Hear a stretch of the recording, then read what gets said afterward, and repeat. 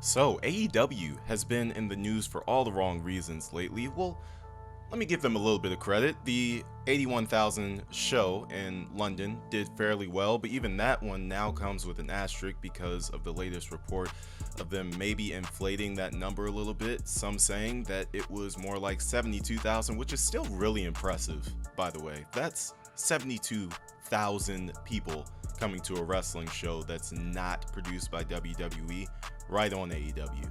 But they're running into a bit of an issue with attendance numbers in the United States. Their show in Cincinnati, Ohio this week only drew about 2,800 fans.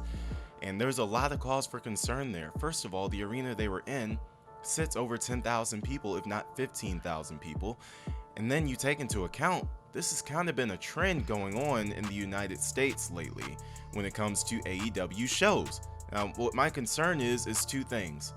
Let me start off by saying, no, I'm not the biggest AEW fan. I'm not going to pretend to be the biggest AEW fan, but what I am not is an AEW hater. Why? Because AEW's presence alone has made WWE better, and I am appreciative to AEW because of that. Once there was a competition that was competent on the block, WWE had to step up their game and rise to the occasion and be better, and all fans have benefited from that. But there is a really big concern with AEW and their attendance numbers. This cannot keep happening. You know, Bully Ray got on his podcast lately and he had a quote. I'm gonna read it to you.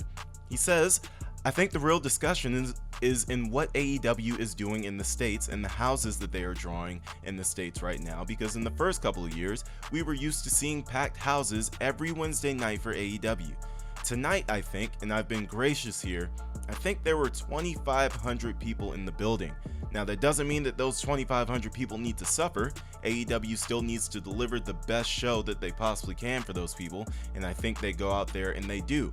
But when you're in an arena that holds 15,000 people and you're one of 2,500 and you look out there and you see lots and lots of empty seats, it makes you wonder if you're at the cool show in town anymore.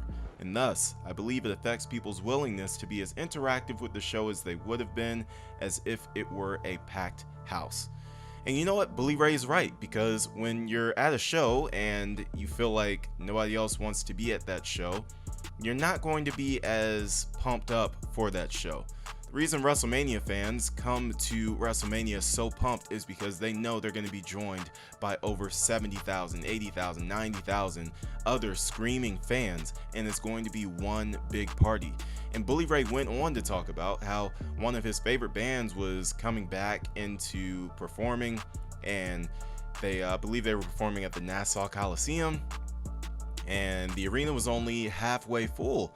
And he really started to think to himself, man, maybe this band isn't popping like it used to be, and it took his enthusiasm out of it.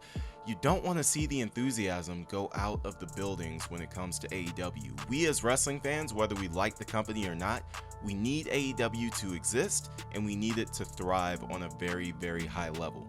Now, you have to think that a lot of the backstage drama and things of that sort have turned a lot of fans off and have affected the, attendance numbers for these shows. I mean, obviously, these fans in AEW, they're the smart fans. They're not casuals. They are very hardcore, which means they read all the dirt sheets, all the news that comes out. They know about it, and they cannot be happy about what they've been seeing. It's real cause for concern. AEW has to do something to clean this up, or it's going to be very bad for the future of professional wrestling as a whole.